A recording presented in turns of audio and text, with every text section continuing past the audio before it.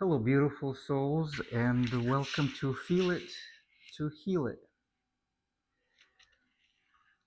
I am Amin, and I'm very grateful you are here. Today, I want to begin at the very heart of what this podcast is about, not healing, not transformation, not enlightenment, feeling. Because before we can heal, we must first become willing to feel. That sounds simple, doesn't it? And yet, if we are honest, many of us have spent a lifetime doing exactly the opposite.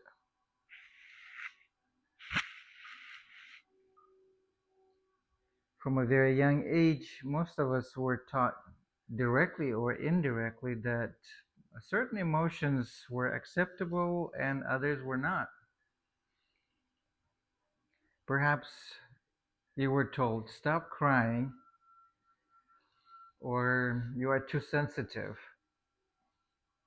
be strong, don't make a scene, get over it, everything is fine. Maybe nobody ever said those exact words. Maybe they didn't have to. Children are extraordinary observers. We learn by watching. We watched our parents swallow their pain because there was work to do. And we watched our grandparents survive wars, poverty, addiction, abandonment, or loss without ever speaking about what they carried. We inherited not only our eye color or our smile, we inherited ways of surviving. And survival often asks us to disconnect from ourselves. Society reinforces this disconnection. We praise for productivity more than presence, for achievement more than authenticity, for appearing successful rather than being emotionally honest with ourselves and others. We are very much so encouraged to stay busy, to keep scrolling, to keep buying, to keep accomplishing. And almost everything is acceptable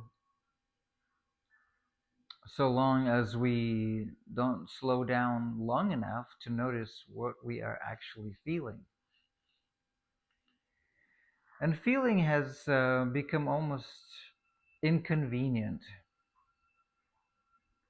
Yet feelings never disappear simply because we ignore them. And they wait quietly, patiently, sometimes for years, sometimes for decades. It's like unopened letters sitting on a shelf. They continue waiting for the day someone finally decides to read them. And our emotions are remarkably loyal. They never truly abandon us. They simply change the way they ask for attention. Sometimes they become anxiety, and sometimes chronic tension, sometimes chronic exhaustion, and that no amount of sleep seems to fix it. And sometimes anger that appears to come from nowhere. and sometimes numbness. Sometimes a constant sense that something feels missing even when life appears successful from the outside. The body remembers what the mind has forgotten. Every emotion carries energy, and energy naturally wants movement. Think of a river. When water flows freely, it nourishes everything around it. When you build a dam, the water doesn't disappear, pressure builds. Eventually, it finds another way out. Our emotional lives work much the same way. We don't eliminate emotions by suppressing them, we simply redirect where they will eventually emerge. And often they emerge through the body, not because the body is punishing us, but because the body has remained faithfully honest all along. Our mind can create stories, our body simply tells the truth. And I often think about children. Watch a small child for just a few minutes. When they are sad, they cry. And when they're angry, they stomp. When they are joyful, they laugh with their entire body. And it is very contagious. When the emotion moves through, they return to presence almost effortlessly. Children don't need emotional intelligence classes. They naturally know how to feel. It is adults who gradually teach them not to. Little by little, we become expert at managing appearances rather than experiences. We smile when we are hurting. We say we are fine when we are exhausted. We become caretakers while quietly neglecting ourselves. We become successful while feeling strangely empty. We become so practiced at performing wellness that we no longer recognize genuine peace within ourselves. Perhaps no way in this is this more visible than in the lives of men. From an early age, many boys receive this a heartbreaking message.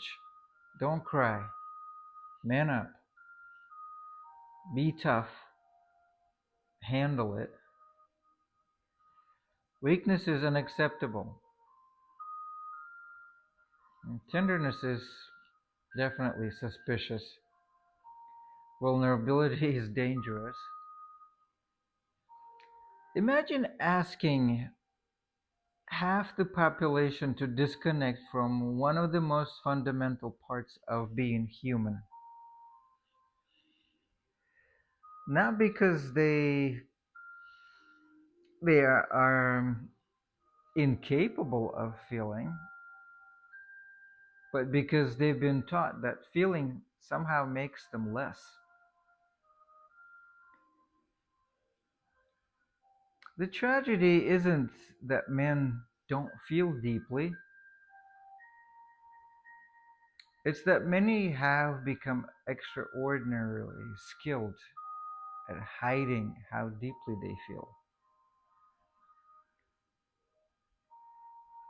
Some men bury sadness beneath work, others beneath anger, some beneath alcohol, and others beneath perfectionism, some beneath endless responsibility, and many beneath silence.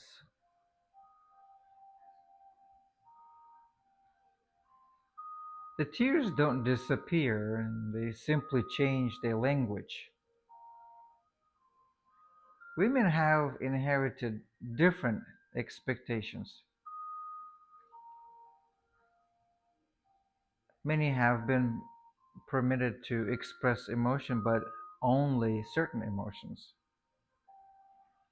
to nurture everyone else before themselves, to stay agreeable, to avoid taking up too much space, and to carry the emotional weight of entire families while quietly ignoring their own needs. Whether male or female, the lesson is often the same. And some part of who you naturally are, is unacceptable.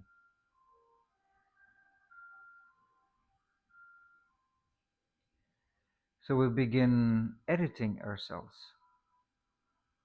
little by little until one day we wake up wondering why we feel disconnected from our own lives. Healing begins the moment we stop editing our inner experience,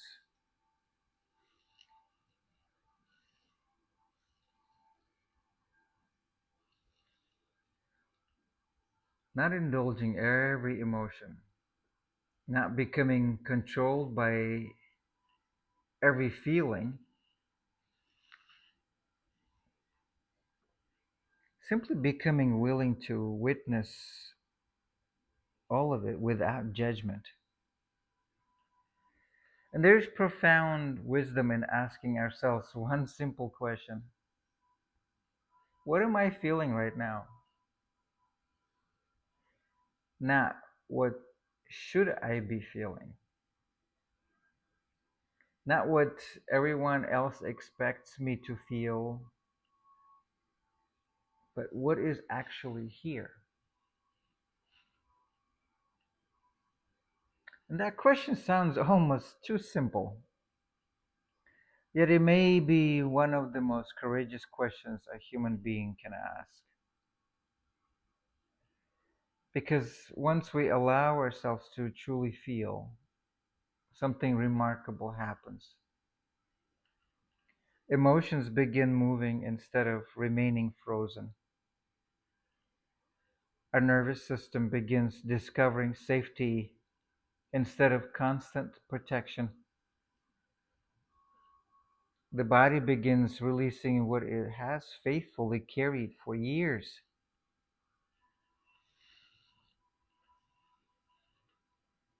We stop fighting ourselves. We stop running from ourselves. We begin remembering ourselves. So healing isn't about becoming someone new. It is about removing everything that taught us we had to abandon ourselves in order to belong. Feeling is not weakness. Feeling is awareness. Feeling is honesty. Feeling is intelligence. Feeling is the language through which your body, your heart, and your deeper self have been communicating all along.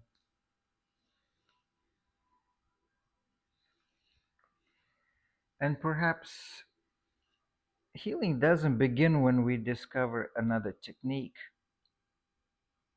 Perhaps it begins the moment we stop arguing with what we already feel. And that's where this journey begins. Not with fixing, not with becoming, but with remembering what it means to be fully human. to feel, and in feeling, to finally begin healing.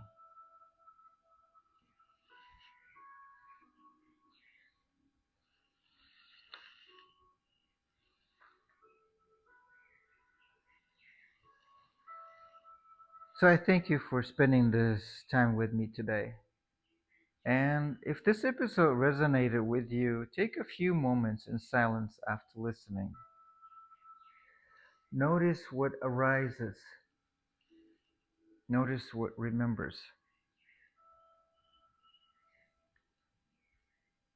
And until next time, feel deeply, love fully, and remember the way home has always been within. This is Amin, and you've been listening to Feel It to Heal It.